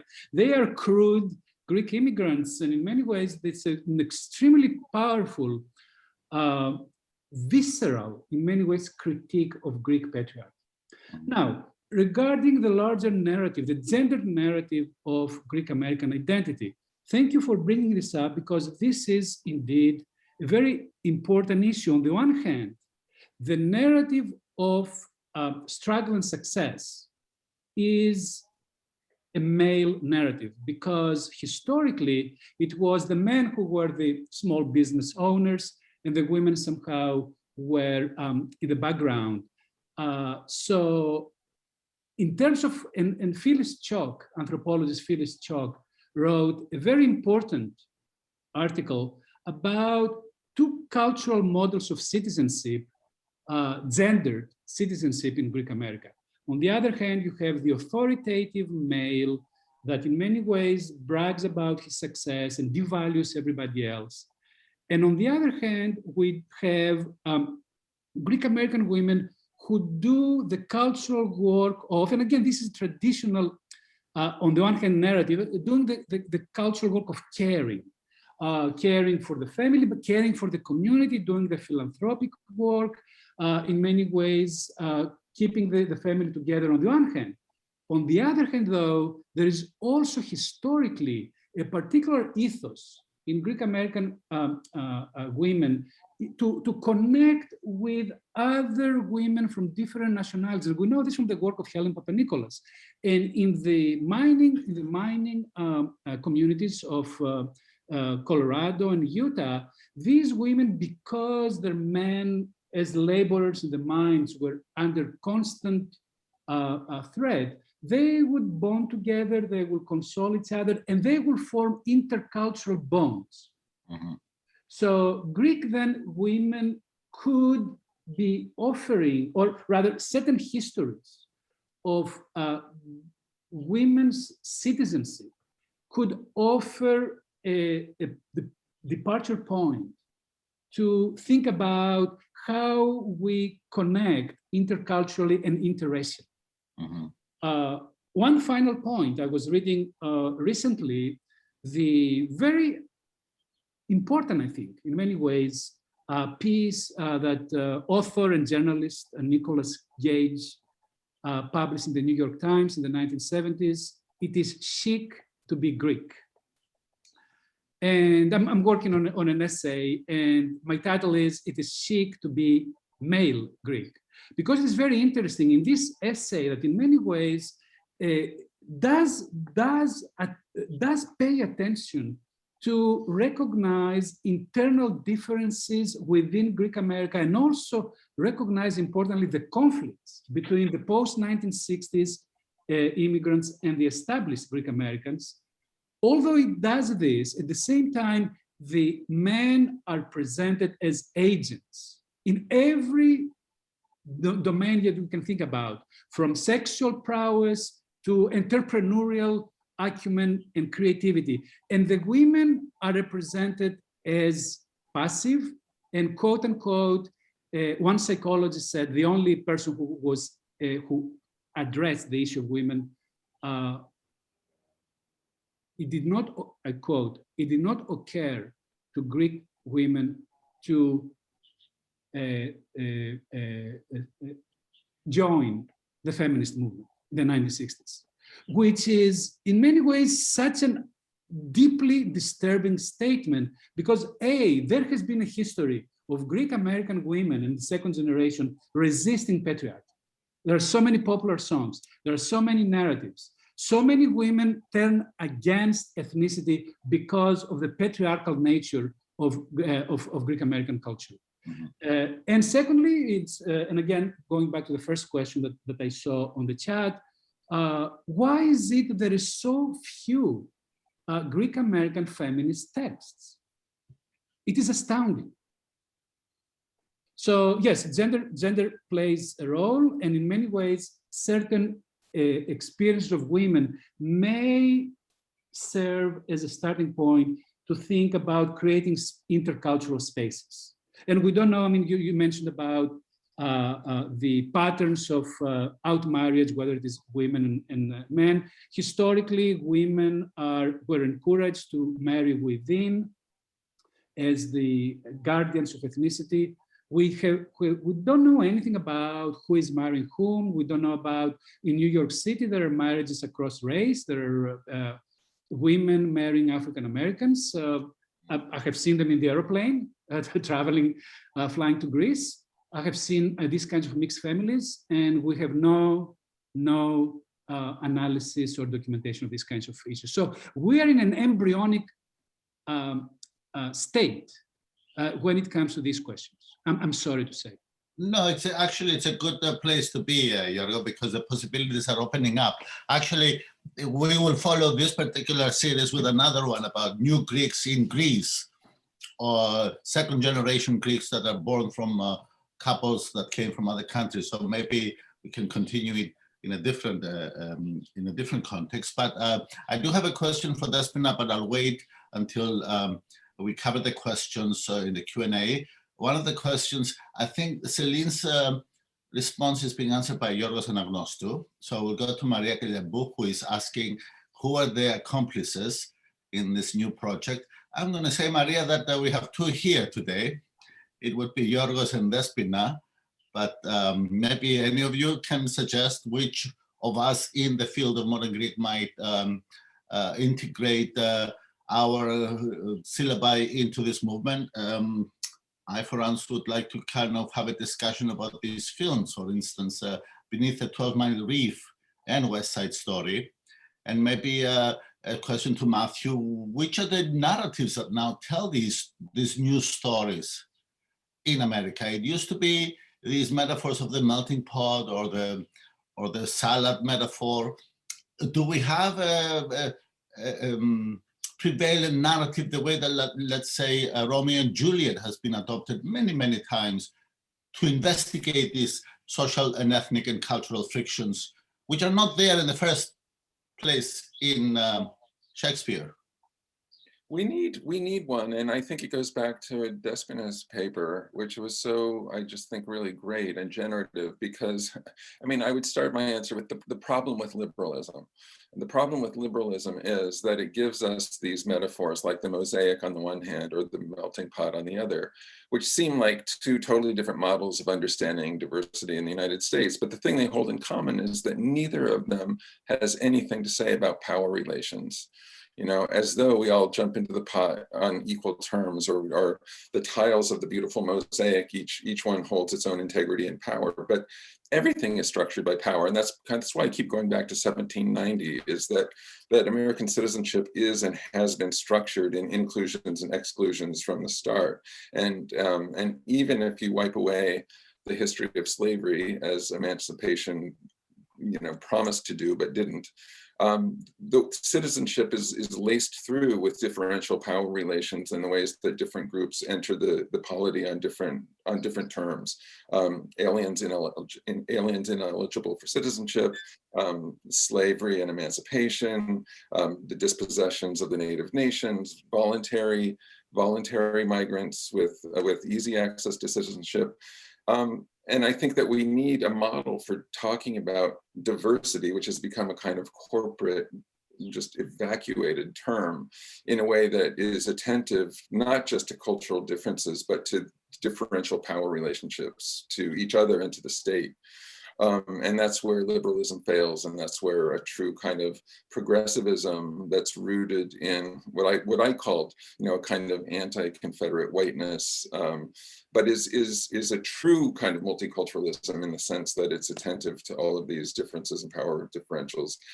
That model still awaits its author in terms of the popular discussion. I mean, there's brilliant scholars and brilliant vernacular theorists and brilliant activists who are working on these problems. But as a kind of vernacular, we don't have anything that matches the melting pot in terms of its currency that really describes what we need to describe when we're talking about these issues. I would even add that inequalities within the very groups themselves. Right. Because you know, I think Despina, you were talking about neoliberalism as a male institution, the way I understood it. That there must be also kind of intersectional issues that must be addressed within, let's say, the Greek liberals or the Greek left radicals.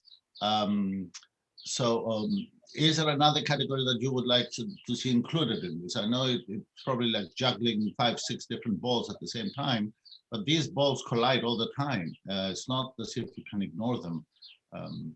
Despina, I'll let you have the floor just because you haven't spoken yet.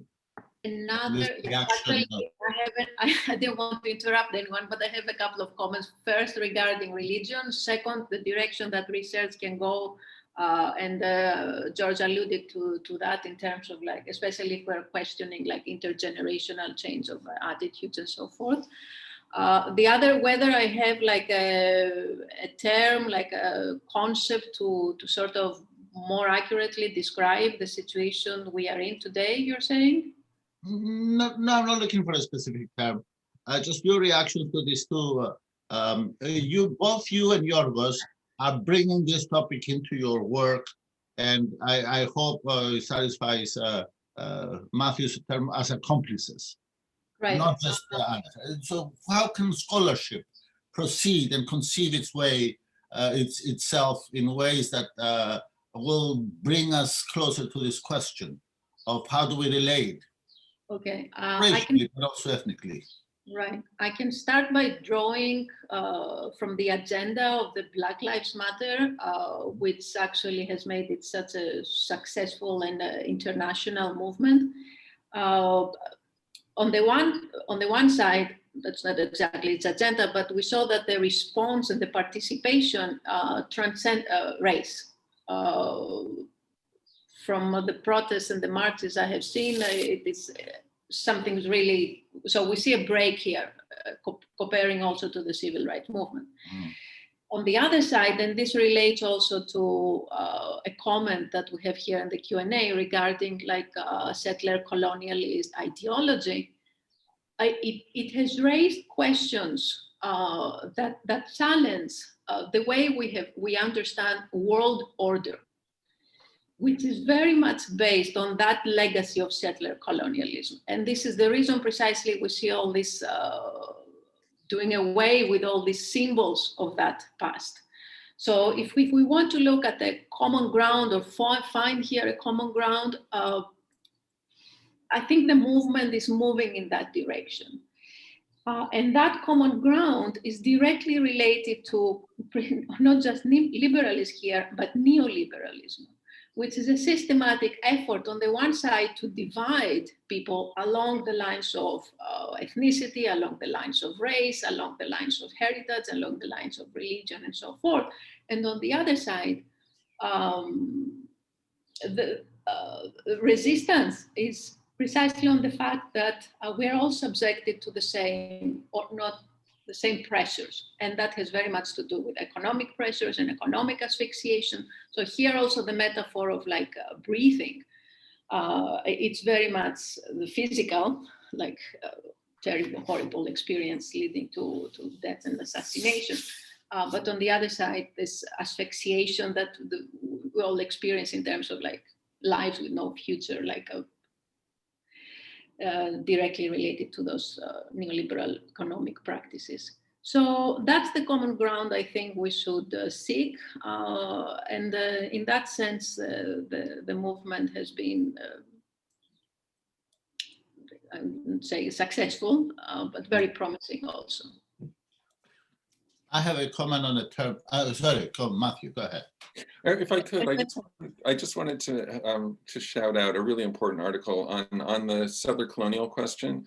There was just an amazing short piece by Robin Kelly soon after the Trayvon Martin murder. You remember George Zimmerman, his defense was the stand your ground defense, which is legal in Florida. And Robin Kelly's article was going all the way back to the settler society that I described in my 1790 piece, and saying that the fact is that even in the 21st century, someone like Trayvon Martin has no ground to stand on. He cannot stand his ground because the ground was designed for someone else to stand on. And it goes back to policing practices around slave patrols, it goes back to the Indian Wars, but there's a kind of continuity to the idea of Black and brown bodies representing menace of some sort, and white bodies representing people in peril who have the right to defend themselves that people of color don't have. I don't remember exactly where that appeared, but if you Google Robin Kelly, Trayvon Martin, it will come up, and it's a brilliant piece. I also, yeah, go ahead. Before I promise a comment regarding religion, and since we as a Greek nation basically celebrating the 200 years from the liberation from the Ottoman Empire and so forth, Church has given or is taking a very, very central role in this process of commemorating, remembering, reconstituting the nation. And I'm afraid that it's a role that does not compare with what is happening in the Greek Church, like in the United States. So I feel like they speak to very different audiences. And unfortunately, the role that the Church is playing right now in Greece is a quite dangerous one. I very, very briefly mentioned the Islamophobia, the anti-Semitism, the misogynism, which takes center stage. They are given like mainstream media to voice their positions, and they're extremely polarizing and outright dangerous. At the time that we have a rising population from all parts of the world, especially Southeast Asia, people of Islamic faith, people from all parts of Africa, now second generation. I mean, as I briefly mentioned, we're talking about a new identity, we're talking about Afro-Greeks. You have an institution here. If we're talking about racism, we're talking about institutions. And you have a major, probably one of the most important institutions in the Constitution, the identity of the nation, that speaks openly. One could say that here you can mobilize the law about hate speech, speaks openly against a very big number of population, people who live in Greece right now. So they fuel Islamophobia, they fuel anti-Semitism and misogyny, and I think it's something that we should be in the lookout. Despina, I want to pick up on a term you used about how we can ourselves in different fields I feel like modern Greek studies, which is a small one in the United States, and you use the term transcend, and I want to push a little bit back on the term that the movement has transcended Black Lives Matter, because it is a dangerous slope that can lead us to all lives matter, which on principle we do not disagree. It's the particularities of the application of that motto that we disagree, and to what extent do we run also the risk of appropriating a particular and specifically historical struggle in the United States to use it as a platform on which to speak of other types of injustices that are going on and have been going on. And we can go back to the Ottoman Empire, right, as we mentioned earlier here. And at which point should we respect also the specificities of this movement and not risk diluting it or making everyone Black? Therefore, Black doesn't matter anymore, right? There is that risk. And I encountered it young in my studies of literature, which text made it to universality, which texts speak universally. And I found it a very suspect term. It usually means texts that speak about us. That's the universal text, right? So that's a conundrum we, I think, may need to be aware of. And maybe if any of you want to respond, and then I'll have Emily Greenwood's question. This, right. How do we open it and without appropriating it and essentially blowing it up to universalism, which is what we don't want to do? Yes, to start from the end, universalism and racism have also like a very interesting history, because one has to ask whose universalism, and the history of universalism as we understand it from the Western perspective is the white male Western, Anglo-Saxon, whatever universalism, trying to impose its values of enlightenment supposedly and so forth to the rest of the world. But on the other side, it's very interesting how the enemy, or often the extreme right, or like the more conservative, let's say, side, have manifested, have shown like an incredible talent, I would say, to switch around or to try to muddle the waters and like play around with mottos like that, like all lives matter. I think one of the reasons, or one of the ways actually to speak to that is precisely with historicization and close look to histories. Yes, we can say that, yes, Greeks or Italians and so forth suffered, but it's very, very important to look at the conditions, the socio-economic structure at any given time, in order to understand why generation upon generation upon generation, African Americans have not managed to achieve what Greeks, let's say, managed to achieve within a generation. So, and cultural explanations here can be, even though I'm all for culture as an explanatory, approach, can be quite problematic. So, very briefly. Great. I think Despina, Emily Greenwood's question is mostly for you, but Yorgos and Matthew, please chip in.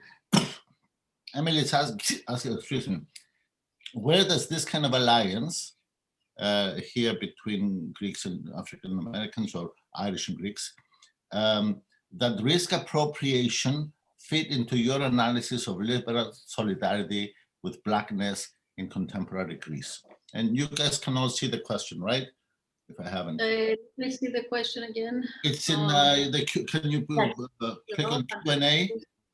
I'll read the, see the one? Yes. Okay. You want to read it or should I? No, go ahead. Go ahead. I think everyone can read it. I was reminded of the reporting of Yannis Varoufakis' time as spokesperson for Black Students' Union at Essex University in the 80s. Okay, I don't know about that.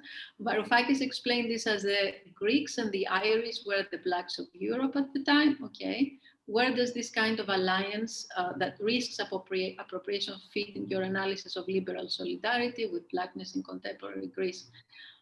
As I alluded to that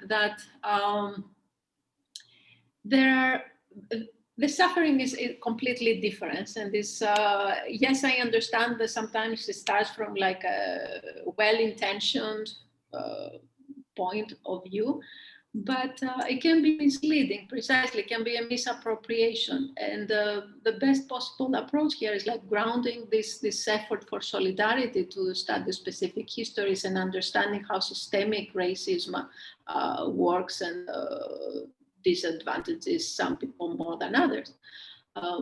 So I can see the risks, and we should all be aware of that, but this would be like a very superficial approach to trying to show empathy or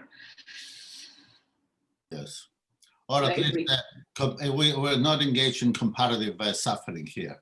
Each suffers on their own or differently, and we should respect those differences, right? Historically, these have unfolded very differently in different cultures. It can lead to what you suggested before, like the misunderstandings such as, yes, all life matters, or the historic differences here are absolutely important to look at and understand.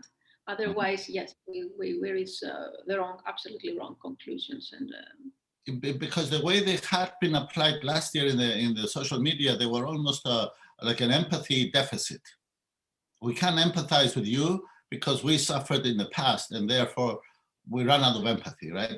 That's sort of the running response. Well, this is from people who reject Black Lives Matter. Right, it can lead all the other way to sympathy towards I've had students coming up to me to sort of expressing this anxiety about what about the white male? Nobody's talking about the white male, which is of course like the talk you hear from the extreme right. So yes, yeah. Well, specificity here is important. We'll have another topic on the white male in another panel, but any last words from the rest of our speakers? Otherwise, I want to thank everybody for today's conversation. I think it's a good start, and we should keep going with different forms of aspects of it, declensions of it, and variations of it, because I think we have a very productive topic here. Yorgos, as you say, it's still an embryo, but it has potential to grow into great scholarship, I think. And thank you all today for being with us. That's been Matthew and Yorgos. If you want to hang out a little bit, I want to thank you personally after we're done. Okay, thank you to everybody else who attended today's conversation. So I don't know, Hira will probably log us out soon, but it seems that everybody's still around. But I want to thank you, all three of you personally, and maybe keep in touch for a follow-up to this. Maybe a different configuration or topic. I think we have a good beginning here. Yorgos, I hope you're happy. And Matthew, thank you so much for joining us. Really